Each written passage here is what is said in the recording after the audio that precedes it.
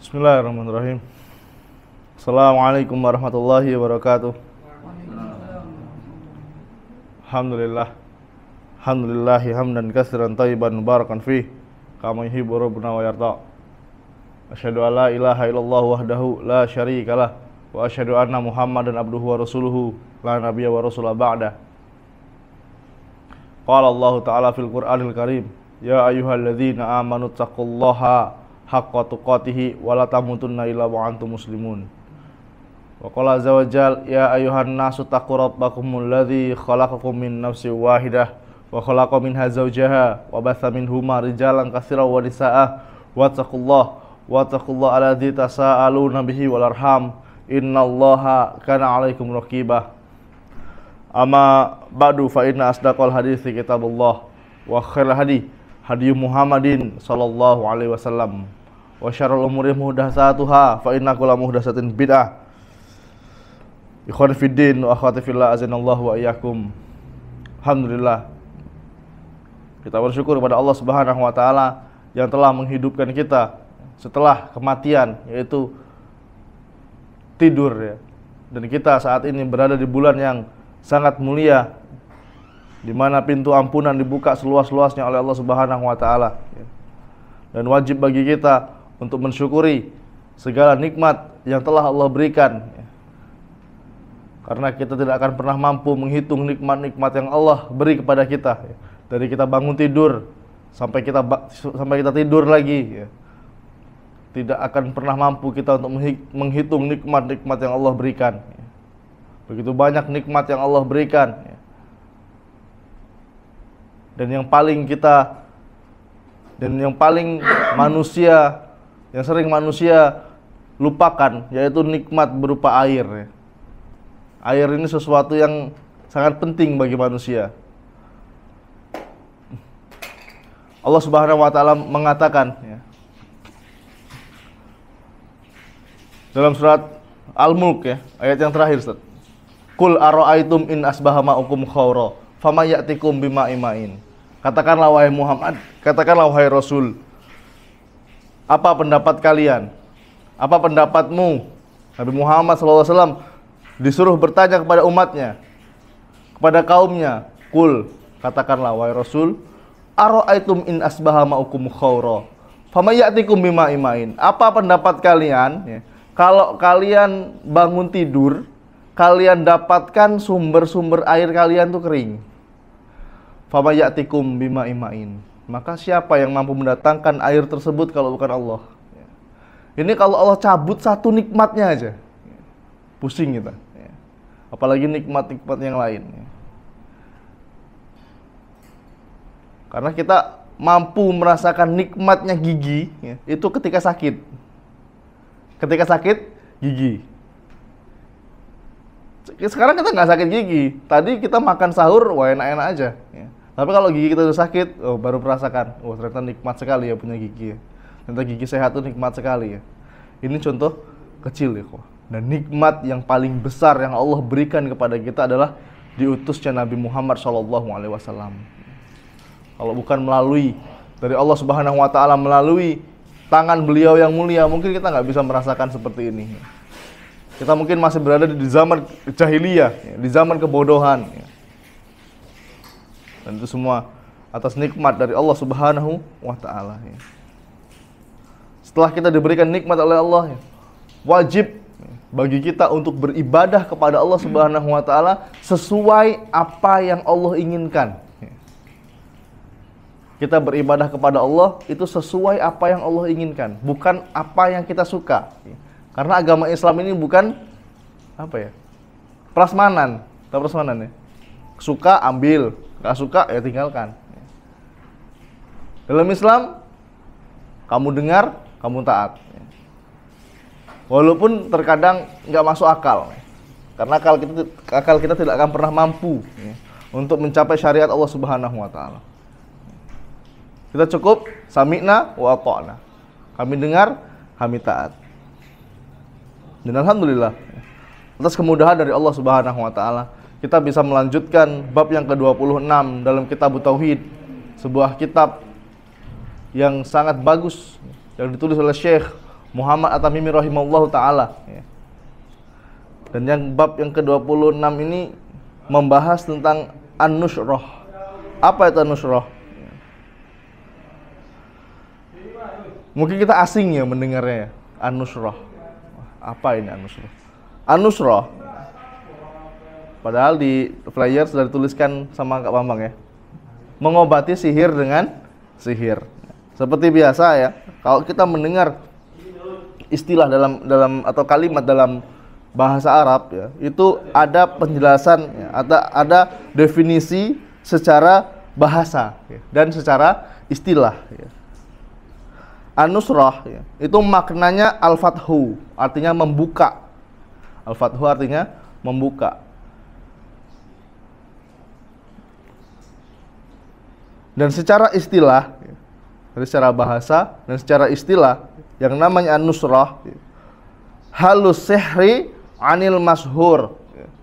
Yang namanya nusrah itu melepaskan atau menghilangkan sihir dari orang yang disihir. Melepaskan atau menghilangkan sihir dari orang yang disihir. Atau makna lain dari an-nusrah yaitu al-bastu. Apa itu al-bastu? Mengurai. Al-bastu itu artinya mengurai. Yaitu penyihir, orang yang menyihir tadi, dia sebelumnya melipat jampi-jampi, melipat bukhul, melipat jampi-jampi, ya, kemudian dibuka. Nanti kalau dijampi-jampi sama orang, ya, jampi-jampi itu lipatan kertas atau tali itu bukhul tadi, ya, diletakkan di tempat atau di rumah antum atau di tempat usaha antum pernah sihir. Ya. Nah, ketika dibuka itu namanya an-nusrah, ya, membuka lipatan bukhul. Dan ini kata an-nusrah itu diambil dari hadis Nabi Muhammad SAW ya, ketika beliau disihir oleh orang Yahudi. Nabi Muhammad SAW pun ya, orang yang paling mulia ya, yang dicintai oleh Allah Subhanahu wa taala, yang dosanya sudah diampuni sebelum dan sesudah, ya, itu pernah disihir oleh orang Yahudi ya. Allahu a'lam bishawab. Ini yang menjadikan Nabi Muhammad SAW itu meninggal 6 bulan setelah bukan yang ini ya, bukan yang Nabi Muhammad SAW diracun. Nabi Muhammad SAW pun pernah disihir. Ini orang yang paling mulia.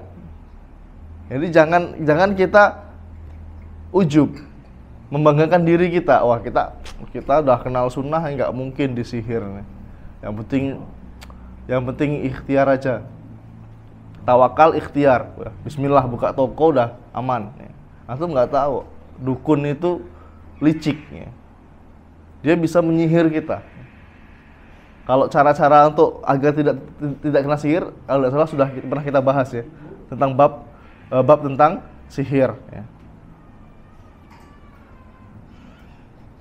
Nabi Muhammad SAW ya, ketika disihir oleh orang Yahudi, Ummul Mukminin Aisyah radhiyallahu anha ya, beliau bertanya kepada Nabi Muhammad SAW ya, Afala ay tanasyarta, apakah engkau sudah terlepas dari sihir? Hadis ini riwayat Bukhari ya. Dan ini adalah pengertian dari an-nusrah dari segi bahasa dan istilah. Ikhwani fiddin, azanallahu wa iyyakum. An-nusrah itu memiliki dua model. Mengobati sihir dengan sihir. Pengertian sihir mana apa? Masih ingat nggak? Jampi-jampi. Sihir itu artinya jampi-jampi. Memiliki dua model. Model yang pertama ya, yaitu an-nusrah, nusrah dengan cara yang syar'i. Wah, ada yang syar'i. Berarti ada yang tidak syar'i.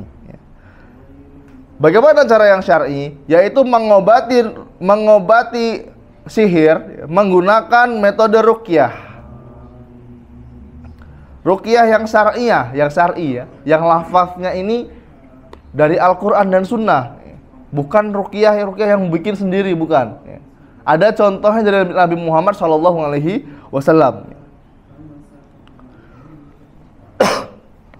Ruqyah syar'iyah, ya. Dan doa-doanya ini yang diperbolehkan. Ya. Doanya minta kepada Allah, jangan sambil nih ya Rasulullah, ya Muhammad, enggak boleh ya. Tidak boleh menggunakan kalimat nida ya, untuk pada makhluk. Ya. Apalagi makhluknya jauh, karena panggilan ini untuk panggilan yang dekat. Ya Abu Ammar, ini dekat ya. Tapi kalau Abu Ammar lagi di Sorong misalnya, saya manggil ya Abu Ammar, gimana ya? Nggak bisa, nggak boleh. Harus seperti itu. Ini pengobatan yang metode yang pertama, model yang pertama. Ini mengobati dengan cara ruqyah. Dan ini pengobatan yang diperbolehkan dan dianjurkan. Ada orang diganggu jin ya, atau disihir,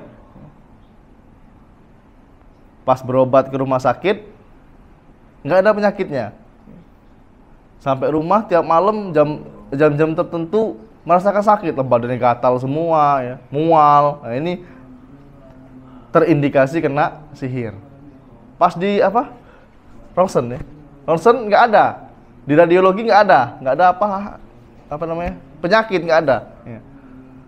Ini terindikasi kena sihir. Dan pengobatan dengan metode ruqyah itu sangat dianjurkan. Tapi ruqyah yang syar'iyah ya. Itu metode yang pertama. Metode yang kedua ya, yaitu nusrah dengan sihir. Nusrah dengan sihir ya. Jadi menghilangkan sihir dengan sihir. Boleh nggak kira-kira? Bingung kan? Kena sihir, udah diruqyah nggak mempan, udah berobat nggak mempan, nggak ada penyakitnya. Tapi Ustaz, sakit kayak gini Ustaz, datang ke orang pintar, orang pintar, ya. Ini sembuh Ustaz. Ada nggak model kayak gini? Ada, banyak ya. Kita kadang bingung juga menjelaskannya. Kita tahu ini dukun ya, ini tukang sihir. Tapi kok bisa menyembuhkan? Dan ini ada beberapa perincian ya.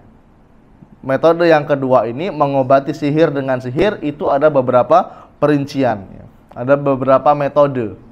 Yang pertama ya, orang yang tersihir ya, itu datang ke penyihir. Lalu sang penyihir ini dengan bantuan syaitan ya, ingat ya, penyihir ini dengan bantuan syaitan ya, mengabarkan kepada orang yang tersihir bahwa bukhul-bukhul itu terletak di tempat di suatu tempat ya, di suatu tempat atau di lokasi-lokasi tertentu ya.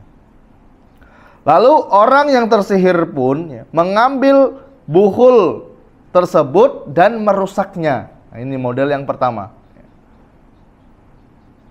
Orang kena sihir, ya, udah berobat ke sana kemari nggak sembuh-sembuh, datang ke dukun. Mbah, saya ini kok tiap malam sakit semua badannya, gatel-gatel Mbah. Udah pakai obat bedak gatel sebotol udah nggak hilang-hilang. Bagaimana Mbah ini? Oh sebentar, saya masuk kamar dulu. Dia minta bantuan syaitan. Ya.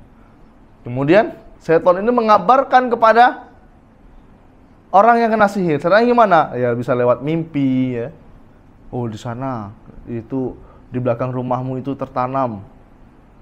Akhirnya orang yang kena sihir ini membuang atau merusak bukhul tersebut. Ya. Ini metode yang pertama. Metode yang kedua, ya, penyihir ya, yang pergi sendiri ke lokasi bukhul dan merusak bukhul. Kena sihir, datang ke tukang sihir lagi, dukun lagi. Udah, kamu tunggu sini aja, biar aku yang buang. Dukunnya dengan gagah berani dia datang ke tempat bukhul tersebut. Karena biasanya pasiennya nggak berani, Mbah, nanti marah Mbah jinnya. Waduh, gimana ini? Itu metode yang kedua. Metode yang ketiga, penyihir memerintahkan orang yang disihir, penyihir memerintahkan orang yang disihir untuk melakukan beberapa perkara, seperti motong ayam cemani, terus nyembelih kambing, nyembelih sapi, dagingnya dimakan. Dagingnya dimakan sama-sama, kepalanya ditanam di tempat bukhul tersebut. Halal nggak kira-kira makanannya? Ada ulama yang mengatakan haram. Karena apa? Sesembahannya atau sembelihan ini bukan ditujukan untuk Allah. Jadi orang masuk ke hutan nemu sajen, boleh nggak dimakan? Itu lebih amannya jangan. Karena itu bukan untuk Allah. Itu untuk syaitan. Ini permintaan dukun aneh-aneh, nyembelih kambing, nyembelih sapi, nyembelih ayam cemani yang semuanya harus hitam, atau semisalnya. Walaupun nggak ditanam di tempat tersebut, tetap haram, nggak boleh. Dan ketika menyembelihnya itu nggak boleh nyebut nama Allah. Nyembelihnya itu tidak boleh menyebut nama Allah, harus nyebut nama penyihir, dukun yang dia datangi tadi. Wah, ini udah luar biasa ini. Atau nama jin-jin tertentu, karena jin juga punya nama. Kalau nggak nyebut nama penyihir, nggak menyebut nama jin-jin tertentu, minimal nggak boleh nyebut nama Allah. Wah, ini nggak boleh ya. Ini metode yang ketiga. Metode yang keempat, penyihir itu menuliskan jampi-jampi atau membuat jimat bagi orang yang tersihir agar memakai jimat tersebut untuk melawan sihir yang menimpanya. Ada pasien kena sihir, datang ke dukun, "Mbah, saya mbah tadi malam gini begini dan begitu, mbah." Oh ya sudah, ini sebentar ya. Dituliskan abjad bahasa Arab yang kita nggak paham artinya. Jim, ro, bak, ya. Kemudian dilipat, ini kamu simpen. Kalau kamu simpen, insya Allah lah. Pakai insya Allah lagi. Insya Allah kamu aman. Ini ada yang modelnya seperti ini. Kalau model yang kedua, tadi penyihir yang pergi sendiri ke lokasi dan merusak bukhul tersebut. Ini terdapat khilaf. Apa itu khilaf? Perbedaan pendapat di kalangan para ulama. Ada yang mengharamkan, ada yang membolehkan, menghukuminya sebagai mubah. Di antara ulama yang mengharamkan, di antaranya ulama dari mazhab Hambali, seperti Ibnu Taimiyah.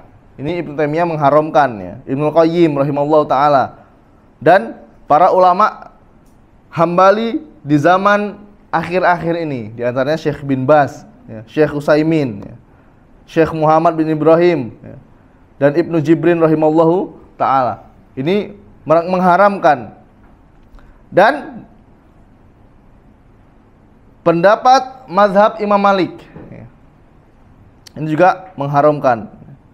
Jadi mayoritas ulama ini mengharamkan metode yang kedua, dukun datang ke tempat bukhul dan merusaknya. Dan ulama yang membolehkan, tapi ada juga ulama yang membolehkan nih kok. Ulama yang membolehkan, sebagian besar dari ulama Hambali, di antaranya Ibnu Qudamah, Al-Mardawi, Ibnu Muflih, Ibnu Hajar Al-Asqalani rahimallahu ta'ala, Al-Buhuti. Ini banyak ulama yang membolehkan. Kenapa membolehkan?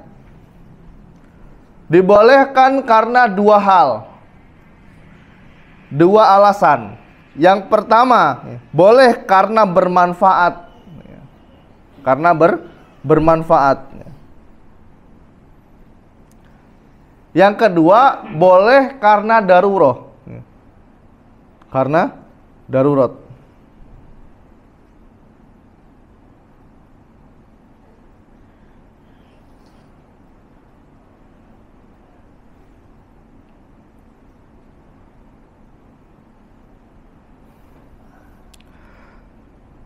Jadi ada ulama yang membolehkan dan ada ulama yang tidak membolehkan.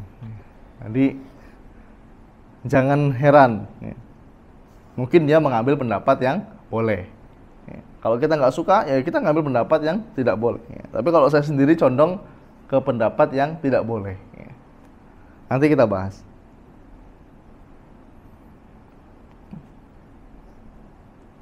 Kita memasuki ke dalam kitab.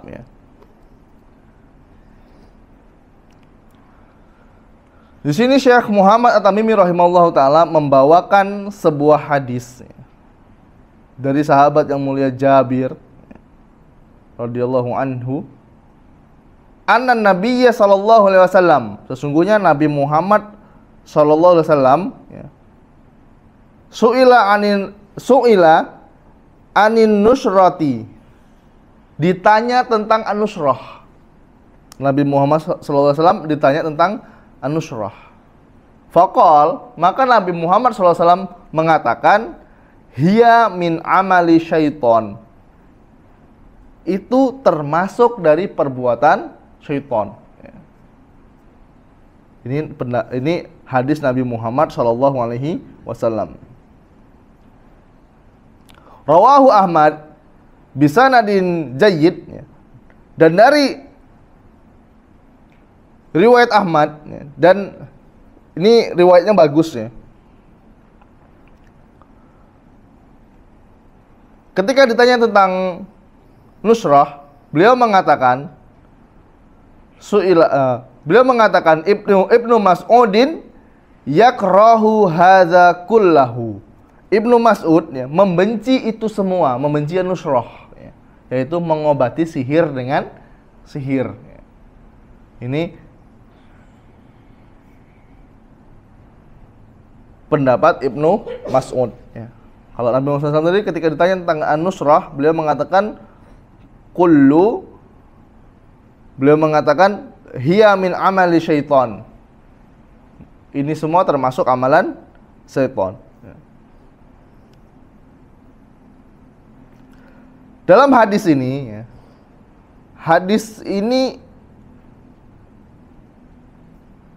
an-nusrah atau nusrah tadi ditulis menggunakan alif lam. Mana sudah belajar ya sama Ustaz Tegar ya.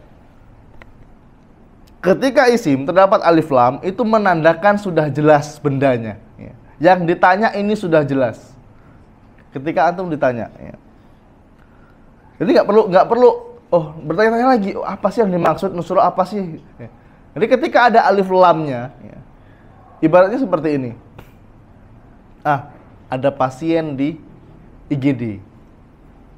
Antum nggak perlu lagi tanya IGD mana, kan rumah sakit banyak. Udah jelas IGD yang dimaksud di rumah sakit Air Bunda. Main ke rumah. Rumah mana? Kalau baitun, ini belum jelas, masih nakiro. Rumah banyak rumah. Oh, rumahnya fulan banyak. Tapi kalau al-baitu udah jelas. Rumah itu. Rumah yang sudah dimaksud. Dan kalimat alif lam, ini alif lam namanya alif lam lil ahad, yaitu menunjukkan bahwa nusrah yang dimaksud itu sudah jelas. Yang ditanya itu sudah jelas. Tapi yang dimaksud adalah mengobati sihir dengan sihir. Dan oleh sebab itu, ketika Nabi Muhammad SAW ditanya tentang nusrah, beliau langsung mengatakan, hiya min amali syaiton. Nusrah itu termasuk dari amalan syaiton. Hiya itu kembali ke siapa? Ke an-nusrah. Nusrah itu termasuk amalan syaiton. Dan oleh sebab itu dimaksud dengan hadis ini adalah nusrah yang ada di dalam benak mereka, yaitu nusrah yang terdapat di zaman jahiliyah. Yaitu dengan cara apa? Datang ke tukang sihir. Dia kena sihir, datang ke tukang sihir untuk melepaskan sihir tersebut. Ini di zaman jahiliyah.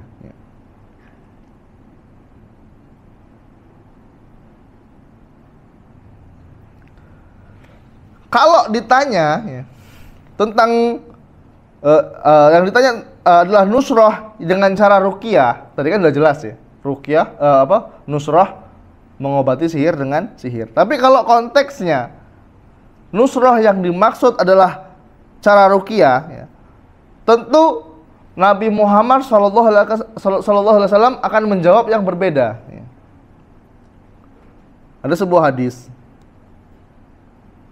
ya dari Auf bin Malik ya. Beliau berkata, kunna tarki fil jahiliyati faqulna ya Rasulullah kaifa tara fi zalika. Kami dulu ya, melakukan ruqyah pada masa jahiliyah. Lalu kami bertanya kepada Rasulullah SAW tentang hal tersebut. Faqal a'ridu alayya ruqakum la ba'sa birruqa ma lam yakun fihi syirkun. Kata Nabi Muhammad SAW ya, paparkan ya, peragakan, contohkan sama saya ruqyah kalian di hadapanku ya. Jadi Auf bin Malik beliau bertanya, Rasulullah kami dulu melakukan ruqyah di zaman jahiliyah. Apa jawab Nabi Muhammad SAW? Coba gimana cara kalian meruqyah ya. Kemudian Nabi Muhammad SAW mengatakan, la ba'sa birruqa ma lam yakun fihi syirkun. Enggak apa-apa ruqyah ya, selagi tidak mengandung kesyirikan. Jadi ruqyah itu tidak apa-apa ya, selagi tidak mengarah kepada kesyirikan. Dia pakai doa-doa, tapi ruqyahnya ya, sambil menyebut nama jin-jin tertentu. Wah, ini nggak boleh ya. Walaupun dia menyebut doa-doa yang syar'i ya. Haram.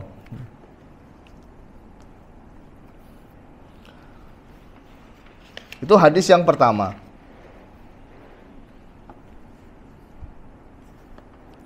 Kemudian, wah ini hanya 2 hadis ya. 2 hadis ini. Gak apa ya. Sebenarnya ada oh iya pas 2 hadis berarti. Kemudian hadis yang kedua ya, yang dibawakan oleh Syekh Muhammad Tamimi rahimahullahu taala ya. Dalam Sahih Bukhari, Qatadah radhiyallahu anhu mengatakan ya, qultu labni Musayyib, aku bertanya kepada Ibnu Musayyab, rajulun bihi tibbun au yu'aghadhu anim ra'tihi ayuhallu anhu au yunasharu qal la ba'sa bihi innama yuriduna bihil islah fa amma ma yanfa'u falam yunha anhu. Aku bertanya kepada Ibnu Al-Musayyab, ada seorang yang terkena sihir dan kena sihir atau diguna-guna sehingga dia tidak bisa menggauli istrinya. Apakah boleh disembuhkan dengan nusrah ya, atau dengan cara lain ya.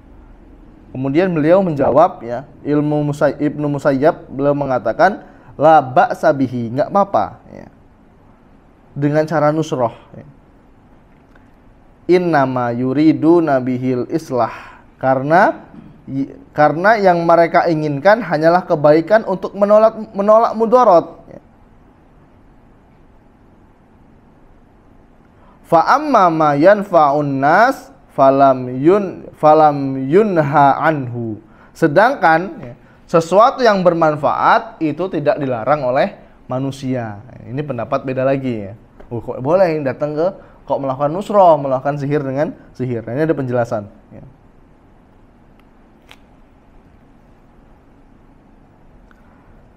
Ikhwan fillah azanallahu wa iyyakum ya. Dalam hadis ini ya, menjadi rujukan ya, jumhur ulama Hambaliyah ya. Ulama Hanabilah ya, bahwasanya nusrah itu boleh dengan catatan niatnya harus baik ya, dan bermanfaat ya. Karena ini dibolehkan oleh Ibnu Musayyab ya. Beliau Ibnu Musayyab ini siapa? Apakah sahabat? Bukan ya. Dia ini seorang tabi'in. Tabi'in itu orang-orang setelah sahabat ya. Jadi ada sahabat, ya, anak-anaknya sahabat yang nggak bertemu dengan Nabi Muhammad SAW, tapi bertemu dengan para sahabat, itu namanya tabi'in. Ya. Dan ini Ibnu Musayyab itu membolehkan, ya, dan membolehkan secara mutlak. Ini pendapat yang berbeda.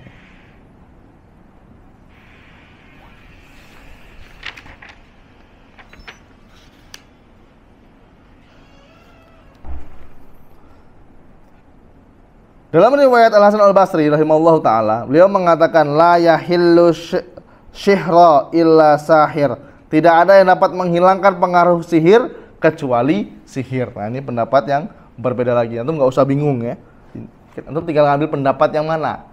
Boleh, pendapat yang boleh atau pendapat yang tidak boleh. Tapi kalau kami sendiri condong kepada pendapat yang tidak boleh.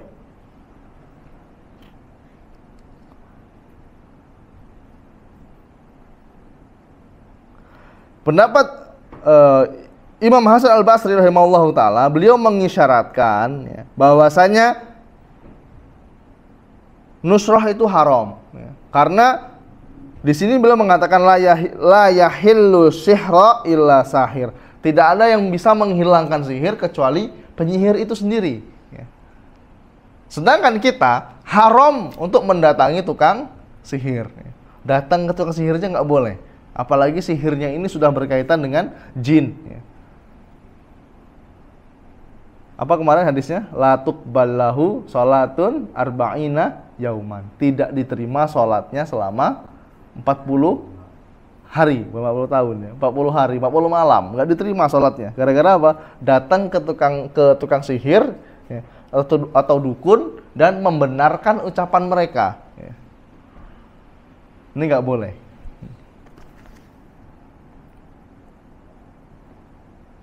Ini ya.